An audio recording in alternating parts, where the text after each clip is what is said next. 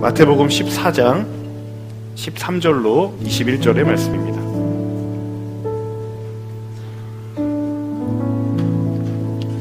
하나님께서 주시는 말씀 마태복음 14장 13절부터 21절의 말씀입니다. 각자 가지신 성경으로 한 절씩 교독하도록 하겠습니다. 마태복음 14장 13절로 21절의 말씀입니다.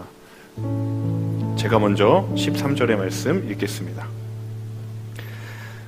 이 소식을 들은 예수께서는 거기서 배를 타고 조용히 외딴 곳으로 가셨습니다. 사람들이 이 소문을 듣고 여러 마을에서 나와 걸어서 예수를 따라갔습니다. 주께서 보시니 많은 무리가 있었습니다. 아픈 곳을 고쳐주셨습니다. 저녁 때가 되자 제자들이 예수께 다가와서 말했습니다. 이곳은 외딴 곳이고 날도 이미 저물었습니다. 사람들을 보내 마을로 가서 각자 음식을 사 먹게 하시지요. 그들이 멀리 갈 필요 없다. 너희가 그들에게 먹을 것을 주라.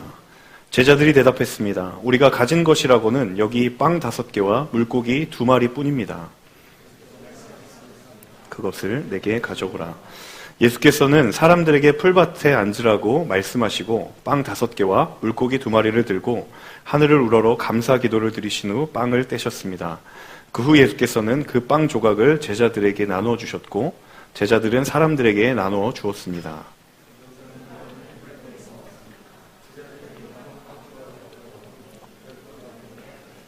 함께 읽겠습니다. 먹은 사람은 여자와 아이들 이외에 남자만 5,000명쯤 됐습니다. 아멘. 오늘 우리가 함께 읽은 이 본문은 저와 여러분이 너무도 잘 알고 있는 그런 이야기입니다.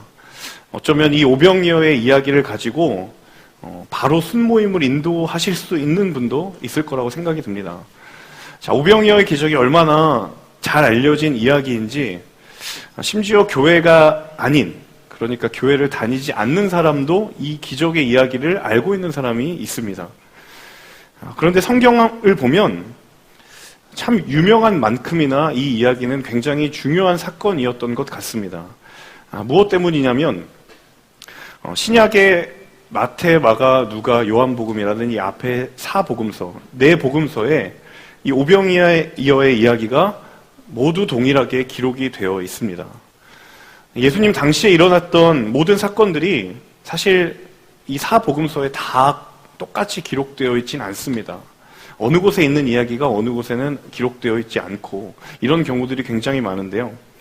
그래서 생각보다 이 4복음서에 모두 공통적으로 기록된 이야기가 그렇게 많지는 않습니다.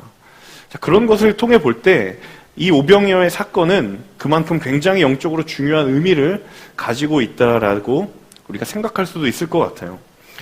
자, 언제나 예수님은 이 기적의 자리를 항상 베푸실 때 그 기적의 현상이라고 하는 이면의 의미들을 항상 말씀해 주시곤 합니다. 어떤 병자를 치유하거나 또 어떤 놀라운 기적을 일으키신 뒤에 예수님이 왜 그 기적을 일으키셨는가? 그리고 그 기적에 담겨져 있는 예수님의 의도가 무엇이고 하나님의 말씀이 무엇인지를 늘 깨닫게 하시고 알게 하셨어요. 무지한 제자들은 알지 못했지만 예수님은 항상 그런 의도를 가지고 있었다라는 거예요. 오늘 함께 읽은 이 오병이어의 이야기도 마찬가지입니다. 분명히 이 사건 안에 예수님께서 가지고 계셨던 의도가 있고 영적인 메시지가 있을 것이다 라는 겁니다. 오늘 그 메시지를 함께 나누어 보고자 합니다. 먼저 우리 13절의 말씀을 함께 다시 한번 읽어보도록 하겠습니다. 이 소식을 들은 예수께서는 거기서 배를 타고 조용히 외딴 곳으로 가셨습니다. 사람들이 이 소문을 듣고 여러 마을에서 나와 걸어서 예수를 따라갔습니다. 자, 13절의 첫 시작을 보면요. 예수님이 어떤 소식을 들었다라고 시작을 합니다. 이 소식을 들은 예수께서 라는 말로 시작을 하죠. 굉장히 뜬금없는 말은 아닐 것이다라는 생각을 여러분 하실 수 있을 것 같아요.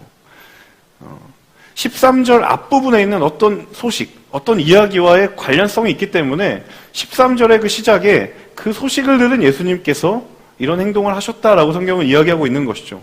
자, 그러면 자연스럽게 이 앞선 12절 앞부분에 어떤 일이 일어났는가를 볼 필요가 있는 것이죠. 자, 여러분 성경의 13절 바로 앞부분, 그러니까 14장 1절에서 12절 사이를 보면 어떤 일이 일어났는가? 바로 세례 요한이 헤롯에게 목이 잘려 죽는 일이 일어납니다.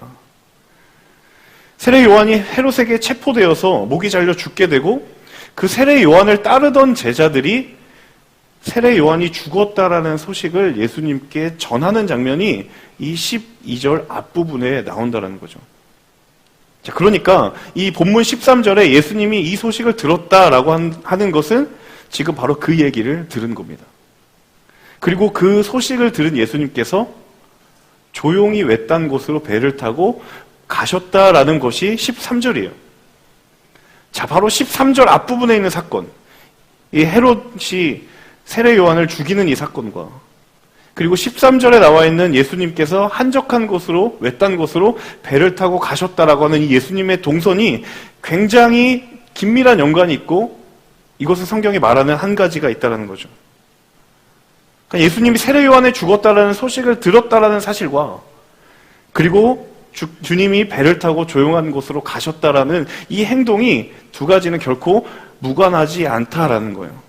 분명한 무언가 연관성이 있다라는 거죠. 자, 세례 요한이 누구냐 하면 예수님이 공생의 사역을 시작하기 전까지만 해도 가장 잘 알려져 있는 사역자입니다. 이 유대 땅에 세례 요한 하면 모르는 사람이 없었어요. 어떤 사람은 이 사람이 예수님인가 메시아인가라고 생각하는 사람도 있었다는 거죠. 심지어 예수님도 태어나시고 성장하신 다음에 누구에게 세례를 받았나요? 세례 요한에게 세례를 받았습니다. 자, 그런 세례 요한이었거든요. 자, 예수님이 물론 하나님의 아들이시지만 철저하게 그분은 인간의 옷을 입고 있기 때문에 우리가 느끼는 그 인간의 모든 감정을 똑같이 느끼셨을 것이다라고 우리가 생각을 한다면 이 세례 요한이 목이 잘려 죽었다라는 사건은 예수님에게 굉장히 충격적인 사건일 수밖에 없는 것이죠. 그래서 저는 13절에 예수님이 한적한 곳으로 배를 타고 사람들이 없는 곳으로 왜 이동하셨을까라는 장면을 계속 반복하며 묵상하면서 정말 인간적인 마음으로 어디 가서 쉬고 싶으셨겠구나. 충격을 받았을 수도 있고 정말 지치셨을 수도 있고 정말 피로하셨을 수도 있고 영적으로 마음이 탈진했을 수도 있겠다라는 생각이 들었어요. 그런 예수님에게 예수님도 때로는 마음 추스릴 시간이 필요하지 않았을까 하는 생각이 들었어요. 자, 그런데 문제는 13절 하반절을 보면요. 성경은 무엇이라고 얘기하냐면 사람들이 이 소문을 듣고 여러 마을에서 나와 예수님을 따라왔다라고 성경은 말합니다. 그러니까 예수님이 옮겨 다녔다라는 소식을 듣고 그분이 배를 타고 이동했대라는 그 얘기를 듣고 마치 공항에서 BTS를 따라다니는 여러 여성 팬, 남성 팬들처럼 그렇게 따라간 거예요. 여러분 다 연예인은 안 좋아하시는군요. 하나도 안 웃으시네요. 오직 말씀과 기도에 전념하시나 봐요. 저는 공감할 거라고 던졌는데 여러분 훌륭하십니다. 목사님 저보다 나으신 것 같아요. 자, 예수님이 외딴 곳으로 배를 타고 가셨다라는 소문을 듣고 이 사람들이 예수님을 따라왔어요. 자, 예수님에게 사람들은 어떤 의미입니까? 예수님은 사람들이 찾아올 때마다 그 사람들을 전혀 마다하지 않았어요. 언제나 섬기셨고 언제나 사랑하셨고 언제나 그들의 필요를 채우셨죠. 근데 평소와 같았으면 예수님에게 그런 고민이 없을 수 있겠지만 문제는 지금 예수님의 이 내면의 상황은 그렇지 않을 수도 있다는 거예요. 굉장히 영적으로 탈진해 있을 수도 있고 한편으로는 그 무리들을 외면하고 싶은 인간의 마음도 예수님의 마음 가운데 있을 수 있다는 거예요. 평소 같았으면 충분히 사람들을 품을 수 있는 상황이고 사람들을 사랑할 수 있는 상황이지만 지금만큼은 누군가를 사랑하고 누군가를 섬길 만한 그런 상황이 아닐 수도 있다는 거예요. 인간 예수님의 입장으로 봤을 때 그렇게 달갑지 않은 상황이 있을 수도 있다는 거죠. 제가 신대원에 재학하면서 오늘의 교회는 조금 다르지만 대부분의 교회들이 6월, 7월, 8월이 되면 항상 교회마다 수련회가 있습니다. 그래서 신대원을 재학했을 때 이제 교육 전도사님들은 보통 아동부라든지 청소년부라든지 그런 어린이나 차세대 부서들을 맡아요. 그러면 그 부서들을 이끌고 이제 여름 수련회를 계획하고 갑니다. 근데 하루는 저도 이제 주일 준비를 하고 토요일 밤에 이렇게 쉬고 있는데 갑자기 저희 동기인, 나이는 동생이지만 동기인 전도사로부터 전화가 온 거예요. 한 10시쯤 전화를 받았습니다. 목소리가 너무 다운이 돼 있는 거예요. 그때 전화로 형, 나 어떡해요? 그래서 무슨 일이냐? 형, 여자친구가 바람을 폈어요. 근데 이 동기가 그 다음날 수련회를 가야 되거든요. 강원도로 이제 학생들을 데리고 수련회를 가야 되는데 자기는 수련회를 못 가겠다라는 거예요. 그 제가 반사적으로 야, 너 그럼 잘려! 이렇게 얘기를 했거든요. 그냥 인간적인 말이 튀어나온 거예요. 야, 너 헤어진 건데 너 잘린다 그러다가. 근데 얘기를 들어보니까 그냥 헤어진 게 아니라 이 여자 교제하던 자매가 바람을 핀 거예요. 그 마음이 딴 데로 가서 그렇게 일방적으로 이별의 통보를 받고 너무 마음이 정말 깊은 수렁으로 빠져 있는데 이제 나는 내일 학생들을 데리고 수련회를 가서 여러분 교육자가 수련회 가면 뭐 하겠어요? 집회인도 할 거 아니에요. 그 공허하고 찢어진 마음을 들고 수련회를 가야 되는 내 자신이 너무 싫다는 거예요. 나 이제 안 간다고. 그래서 제가 엄청 밤새도록 한두 시간 통화를 하면서 이 동생을 달랬는데 이 하나님을 위해 달려야 하는데 내 마음과 상황이 준비되지 못하는 거예요. 여러분 그런 시련의 아픔을 겪진 않지만 우리 가운데에도 하나님이 나에게 주신 부르심의 자리라고 내가 달려왔는데 어느 순간 그 부르심 앞에 설 수 없는 내 내면의 어려움과 상황들이 직면했을 때 여러분 그런 느낌 받지 않으세요? 포기하고 싶고 내가 이 순간만큼은 아무리 정말 영적인 일이라 하더라도 이 순간만큼은 외면하고 싶은 그 마음이 나의 마음 가운데 들지 않느냐라는 거예요. 예수님이 그러셨을 수도 있을 거라는 생각이 들어요. 세례 요한이 죽어나갔어요. 그리고 끔찍하게 목이 잘려 죽어나가고 굉장히 수치스럽게 그 목이 소반 위에 얹혀서 로마 제국의 사람들의 조롱거리가 됐어요. 자, 그 허허한 마음을 달래려고 사람들을 피해서 외딴 곳으로 배를 타고 갔는데 그것을 누가 어떻게 알았는지 수많은 사람들이 따라왔다라는 거예요. 자, 그런데 그럼에도 불구하고 예수님의 반응이 우리의 그런 예상과 전혀 달랐다라는 겁니다. 14절을 함께 읽어보면 좋겠는데요. 우리 본문 14절 함께 읽어보도록 하겠습니다. 예수께서 도착해서 보시니 많은 무리가 있었습니다. 예수께서는 그들을 불쌍히 여기시고 아픈 곳을 고쳐주셨습니다. 굉장히 우리의 예상과 빗나간 예수님의 행동이 나옵니다. 주님은 언제나 자신이 행동하는 것의 근간이 무엇이냐면 부르심과 사명입니다. 당신이 왜 이 땅 가운데 인간의 몸을 입고 오셨는지에 대한 분명한 부르심과 사명이 있어요. 평상시 같았으면 자신을 따라오는 무리들을 먹이시고 치유의 은혜를 베푸셨을 것이 분명하지만 지금 이 순간만큼은 그런 마음 두기 쉽지 않은 상황인데 그럼에도 불구하고 14절을 보시면 예수님이 어떻게 하고 있냐면 그들을 불쌍히 여기시고 그들의 아픈 곳을 고쳐주셨다. 그냥 고쳐주시는 게 아니에요. 그 주님의 마음까지도 마태복음에 표현하고 있어요. 그들의 불쌍히 여기시는 마음을 가지고 그들을 고쳐주셨다는 거예요. 그래서 저는 주님의 이 모습을 보면서 상황은 사람을 흔들리게 하지만 사명은 사람을 굳게 세운다라는 결론을 얻게 됐어요. 함께 따라해 볼까요? 상황은 사람을 흔들리게 하지만 사명은 사람을 굳게 세운다. 예수님의 삶의 가장 중요한 원칙이 바로 이거예요.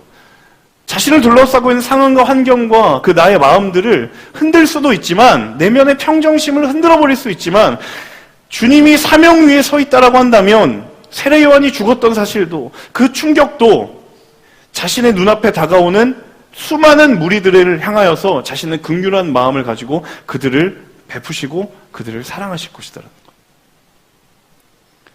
충격적인 소식이 들려서 정말 인간적인 마음으로는 한편에 외딴 곳으로 조용히 떠나고 싶은 마음이 있지만 그것이 주님의 생각과 판단과 행동의 근거가 아니라는 사실입니다. 철저하게 주님은 자신에게 주어진 사명, 그 부르심을 따라 생각하고 판단하고 행동했다라는 사실입니다. 저와 여러분 가운데 질문했으면 좋겠어요. 저와 여러분의 삶에서 우리의 판단과 행동의 근거는 무엇입니까? 여러분, 무엇을 따라 생각하고 판단하고 행동하십니까? 우리 흔히 교회에서 많이 쓰는 표현 중에 마음이 어렵다라는 표현이 있죠. 특히나 제가 그 리더십 콜링 시즌에 굉장히 관용적으로 듣는 표현이거든요. 마음이 어렵다. 조금 섭섭한 마음이 들거나 혹은 낙심한 마음이 들면 그런 말 사용하잖아요. 저는 그 마음 자체를 부정하고 싶지 않아요. 우리 안에 어려운 마음이 들 수 있죠. 자, 그런데 중요한 것은 그런 어려운 마음이 우리 각자의 생각과 판단의 행동과 근거가 되도록 두어서는 안 된다는 사실입니다. 우리가 그런 어려운 마음과 내면을 둘러싸고 있는, 우리를 둘러싸고 있는 수많은 어려운 상황들로 인하여 내가 그것에 근거하여 생각하고 행동하고 판단한다면 여러분, 어떤 것도 우리는 주의 말씀 위에 설 수 없다는 사실을 기억해야 합니다. 사랑하는 여러분, 저와 여러분의 생각의 행동과 판단의 근거가 오직 하나님이 부르신 그 부르심 위에 있기를 주님의 이름으로 축복합니다. 이것은 어떠한 섬김의 자리로 나아가라는 것이 아니라 여러분 각자를 여러분 삶 가운데 부르신 하나님의 사명과 부르심이 있어요. 그 부르심 위에 서는 사람은 흔들리지 않는 줄로 믿습니다. 우리를 둘러싸고 있는 수많은 상황과 환경들이 있죠. 때로는 흔들 수 있고 때로는 무너뜨리려고 공격할 수 있지만 우리를 굳게 세우는 것은 그것이 아니라 우리를 부르신 주님의 부르심과 사명의 자리인 줄로 믿습니다. 그 믿음의 능력을 경험하시는 저와 여러분 되실 수 있기를 주님의 이름으로 축복합니다. 우리 이어서 15절의 말씀 함께 읽어보도록 하겠습니다. 15절의 말씀입니다. 함께 읽습니다. 저녁 때가 되자 제자들이 예수께 다가와서 말했습니다.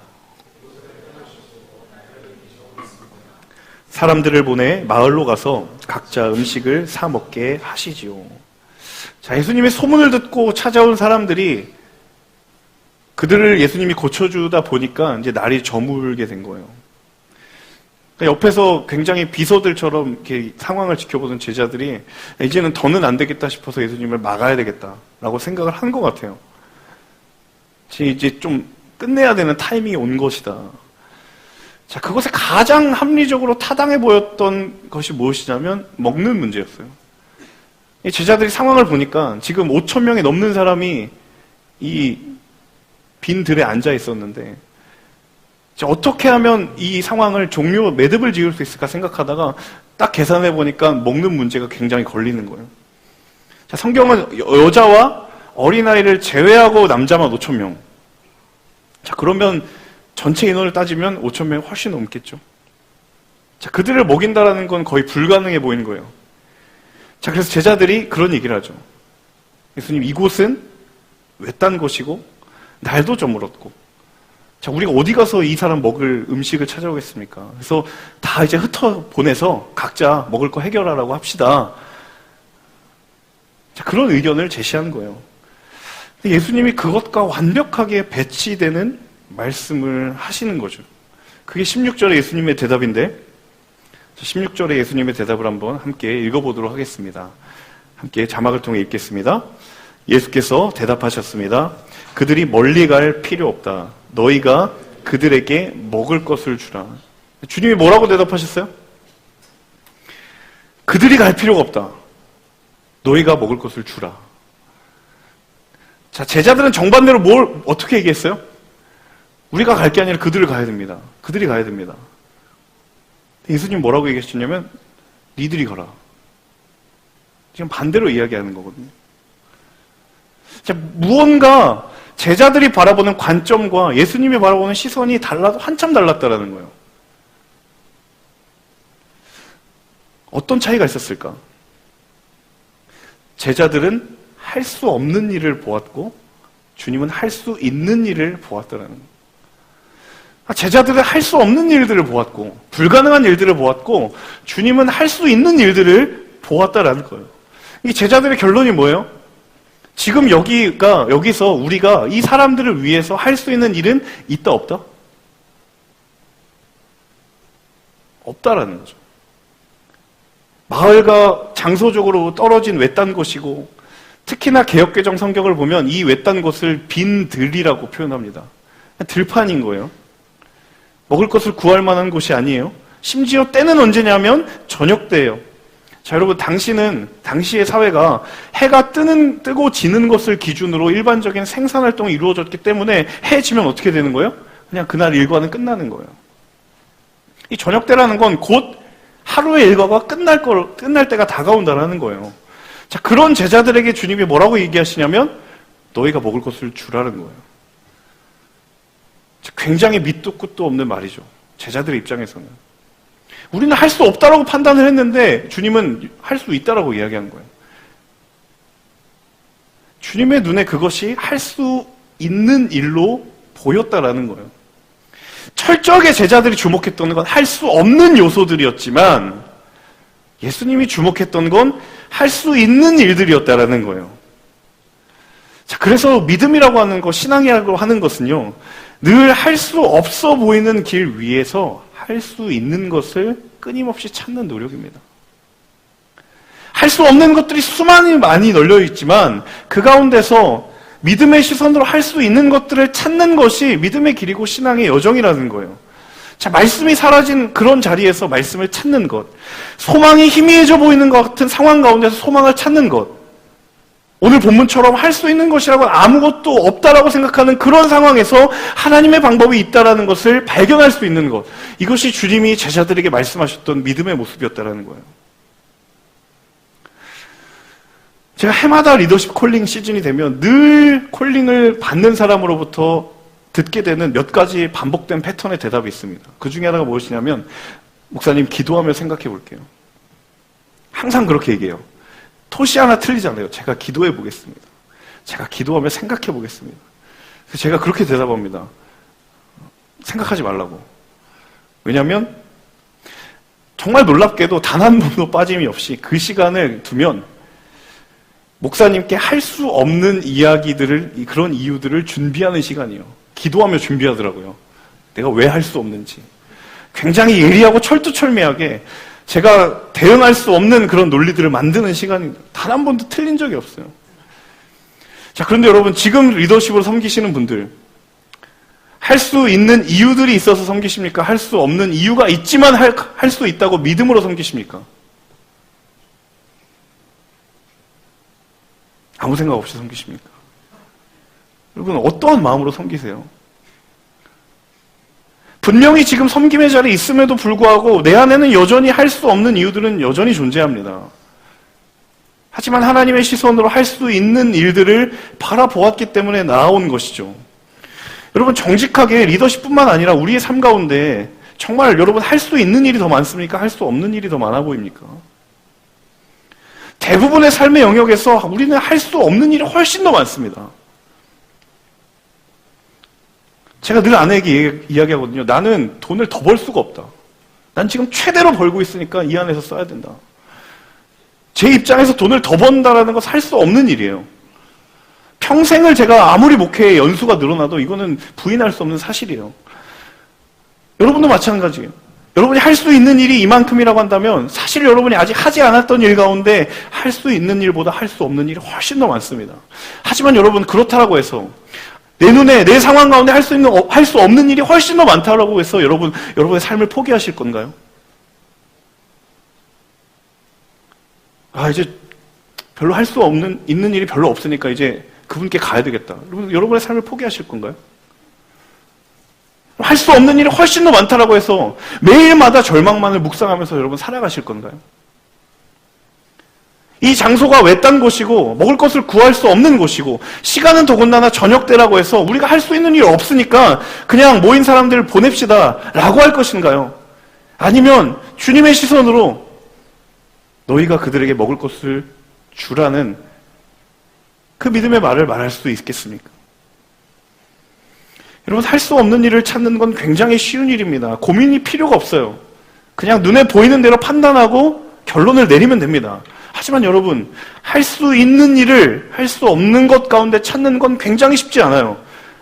믿음의 싸움입니다. 하지만 여러분, 주께서 우리에게 말씀하실 때 너희가 먹을 것을 주라라고 말씀하시는 그 믿음의 말씀을 우리가 믿음의 눈으로 듣고 바라볼 수 있다라고 한다면 우리 안에 할 수 있는 일이 있는 줄로 믿습니다. 너희가 먹을 것을 주라. 오늘 저와 여러분의 인생 가운데 주시는 주님의 대답인 줄로 믿습니다. 할 수 없는 수많은 일들이 내 눈앞에 만 가지처럼 느껴지지만 그 가운데 하나님은 한 가지를 바라보시며 너희가 할 수 있는 일이 있다라고 말씀하실 때 아니요 주님 9,999가지가 할 수 없는데요 라고 말할 것인가? 아니면 네 맞습니다 주님 그 한 가지를 제가 기억하지 못하고 있었습니다 라고 말할 수 있을 것인가? 여러분 믿음의 사람들이 저와 여러분이 되실 수 있기를 주님의 이름으로 축복합니다. 마지막 20절과 21절 함께 읽도록 하겠습니다. 함께 읽습니다. 모든 사람들은 배불리 먹었습니다. 제자들이 남은 빵 조각을 거두어 보니 12바구니에 가득 찼습니다. 먹은 사람은 여자와 아이들 이외에 남자만 5,000명쯤 됐습니다. 여러분 마태복음에는 언급되어 있지 않지만요. 누가복음을 보면 이 5,000명이 넘는 사람들이 모인 장소 지명이 기록되어 있습니다. 이 벳세다라는 곳인데요. 혹시 제가 사진을 부탁드렸는데 네, 이곳이 벳세다입니다. 굉장히 경치가 좋죠? 앞에는 갈릴리 바다고 약간 능선이 있고 언덕백이에요. 그래서 오늘날에 이곳을 가면 여기에서 굉장히 그 소풍을 많이 한다고 해요. 자, 아래로는 갈릴리 호수가 보이고 뒤로는 언덕처럼 생긴 들판인 벳세다가 있습니다. 자, 여기에 5,000명이 모였다고 생각해 보세요. 아니요, 5,000명보다 더 많죠? 거의 10,000명에 가까운 사람이 앉아있다고 생각을 해봅시다. 예수님은 어딘가에 있겠죠? 자, 오늘 요즘처럼 무선 마이크가 있는 것도 아니고 핀 마이크가 있는 것도 아니고 주님이 도대체 어떻게 말씀하셨을까? 가늠이 안 됩니다. 자, 그런데 한 가지 중요한 사실이 있습니다. 그것은 무엇이냐면 자, 예수님이 살던 시대의 상황이 어떤 시대냐면 지금 로마가 이스라엘을 다스리고 있는 시대예요. 지금 식민 상황이거든요. 자, 여러분 식민지, 지배 국가의 입장에서 피지배인들이 한 군데에 5,000명이 넘게 모였으면 이거 어떻게 몰아볼까요? 이 제국, 로마 제국이. 그렇죠. 별로 좋은 그림이 아닙니다. 소요 사태가 일어날 수도 있을 것이고 이 제국에 대항하는 시위를 일으킬 수도 있다는 생각을 그들은 늘 하고 있는 거죠. 그리고 도대체 누가 이 모임을 주도했는가? 분명히 로마 제국은 그것을 알아내려고 그 모여있는 자리 가운데 알아보려고 노력을 했을 거예요. 자, 그들이 왜 모여있습니까? 예수님 때문에 모여있거든요. 로마 제국이 분명히 예의주시하며 제가 보기에는 모르긴 몰라도 사복을 입은 로마 군인들이 이스라엘 인척하고서는 아마 그 안에 끼어있지 않았을까 라는 생각을 해보게 돼요. 무슨 사태가 일어나면 바로 진압을 해야 되기 때문이죠. 자, 그런데 예수님이 이 상황을 알고 있었을까요? 모르고 있었을까요? 모르실 리가 없죠. 왜냐하면 이전부터도 예수님은 가는 곳곳마다 바리새인, 제사장, 사두개인, 로마 병정들 항상 자신을 반대하는 사람들을 마주했기 때문에 이 자리에 자신을 예의주시하고 있는 사람이 있을 것이다라는 생각을 안 할 수가 없는 거예요. 자, 그런데 그럼에도 불구하고 그런 상황을 다 뒤로하고 주님이 지금 오직 초점을 맞추고 있는 사람들이 누구냐면 예수님을 보러 온 이 5,000명의 사람들이에요. 5,000명이 넘는 사람들이에요. 다른 것을 다 제외하고 예수님의 눈에는 이 사람들이 무슨 이유로 오는 것인가? 이 사람들은 뭐가 필요한 것인가? 왜 나를 찾아오는 것인가? 이들에게 채워지지 못하는 것이 무엇인가를 끊임없이 관찰하고 관심을 가지고 그들을 채우시려고 했던 거예요. 자, 오병이어의 기적 또한 마찬가지입니다. 여러분, 이 기적이 애초에 계획된 기적이었는가? 그렇지 않아요. 그냥 예수님이 사람들을 피해서 도망왔는데 그 사람들 따라서 왔다가 일어난 일이에요. 예수님조차도 어쩌면 의도하지 않았을 수도 있습니다. 예수님을 찾아온 사람들은 말할 것도 없고요. 그냥 그들이 먹을 것 구하려고 예수님 온 게 아니에요. 왜냐하면 그들은 식민지 시대에 매일을 굶고 살았던 그런 사람들이었기 때문에 거기 가서 먹는 것을 기대한다는 것조차 기대 없는 사람들입니다. 그럼 뭐예요? 그냥 와서 예수님 한번 보고 싶었던 거예요. 그냥 예수님의 소문 때문에 그냥 주님을 한번 얼굴이라도 한번 보고 싶어서 그렇게 왔던 사람들이 너무도 많았다라는 거죠. 자, 그런데 그렇게 왔다가 주님 말씀 듣고 심지어 끼니도 해결하고 마치 새신자로 왔는데 왔더니 도시락도 시켜주고 간식도 주고 커피도 주고 그냥 친구 쫓아서 처음 교회 왔다가 그런 배부름을 경험하게 된 거죠. 이 사건을 저는 한마디로 표현하고 싶어요. 그들은 주님을 찾았고 주님은 그들을 채워주셨다라는 겁니다. 주님은 그들을 찾았고 주님은 그들을 채워주셨다라는 겁니다. 자, 그들이 예수님을 찾아온 이유는 다른 게 없었어요. 그냥 예수님 한번 보고 싶어서. 그냥 소문에 하도 많이 들어서 그분이 어떤 분인가 알고 싶어서. 그렇게 그저 찾아왔는데 이분이 너무 놀라운 거예요. 내 안에 궁핍과 갈증과 필요를 하나하나 건드리시는 수많은 사람들이 있지만 마치 내가 예수님과 1대1의 관계에 있는 것 같은 그런 감격을 느끼며 그 자리가 기적의 자리가 되는 거예요. 여러분, 지금 예배하는 이 자리에서 많은 사람들이 함께 예배하고 있지만 내가 하나님과 1대1로 만난다라는 여러분 그런 믿음의 경험과 그런 느낌을 가지고 계십니까?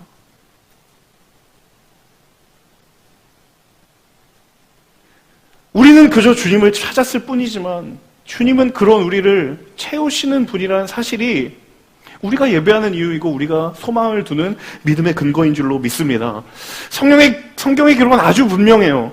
오병이어의 기적은 애초에 주님의 의도된 사건이 아니었어요. 하지만 그 주님을 찾으려고 했던 5천 명이 넘는 사람들이 이 오병이어의 기적이라는 것으로 주님은 그들에게 반응해 주셨다는 거예요.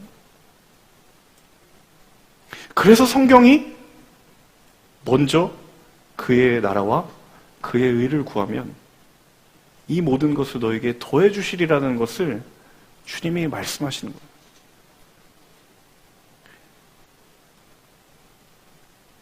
굶은 상황에서 먹으려고 찾아오는 게 아니라 그냥 주님이 궁금해서 찾아왔다가 그 삶의 필요들을 채우시는 주님 보면서 그들의 인생 가운데 이제는 이 주님을 놓치면 안 되겠다라는 마음이 그들 가운데 든 거예요. 자, 마태복음에 나와 있지는 않지만 한 어린아이의 도시락 가방에 보리떡 5개와 물고기 2마리, 그가 의도를 가지고 이건 기적의 도구야 라고 하면서 이 아이가 찾아왔을까요? 아니요. 그냥 누가 왔다라고 해서 시간이 길어지면 도시락 하나 까먹어야지 하고서는 그러고 가져왔는데 그거 내놓으라고 해서 그냥 줬더니 그게 그냥 기적이 된 거예요. 여러분은 이 자리에 아무런 생각 없이 왔다가도 정말 너무 내 삶이 힘들어서 그냥 주일이니까 그냥 예배 드려야지 라고 하는 그런 정말 평상시만 같았어도 그런 나를 바라보면서 정죄할 만한 그런 모습으로 나왔지만 그런 주님을 찾았지만 주님은 그들에게 채워주심으로 대답하신다라고 약속하신다면 여러분 이 자리는 가장 중요한 그 언제라도 그 어느 곳보다도 가장 중요한 믿음의 생명의 자리가 되리라 믿습니다. 여러분 아무런 생각 없이 이 자리에 찾아왔지만 주님은 아무런 생각 없이 여러분을 맡고 계시지 않는다라는 거예요. 우리 각자 한 사람 한 사람에게 가지고 계신 의도와 생각과 방법을 가지고 오늘 여러분에게 말씀하실 것입니다. 여러분에게 각자의 마음을 주실 것입니다. 아까 사진에 보았던 그 아름다운 들판에서 그들이 그런 예수님을 경험하며 그들의 그 이후의 인생이 어떻게 변화되었을까? 그건 아마 평생에 지울 수 없는 기억이 되었을 거예요. 여러분 우리의 기억에 주님이 그렇게 지울 수 없는 흔적으로 새겨지는 은혜가 있기를 주님의 이름으로 축복합니다. 매 주일의 예배가 습관을 따라 그저 예배드리지 않으면 무언가 마음에 찝찝함이 있으니까 그러한 마음으로 나오는 것이 아니라 이제는 너희가 먹을 것을 주라는 그 주님의 음성이 희미했던 음성에서 세미하고 분명한 음성으로 들려지는 그 은혜가 저와 여러분 가운데 있을 때 우리의 영혼의 우리의 삶의 빈들이 기적의 자리가 될 줄로 믿습니다. 그 믿음을 가지고 나아가시는 저와 여러분 되실 수 있기를 주님의 이름으로 축원합니다. 함께 찬양하며 나아가겠습니다.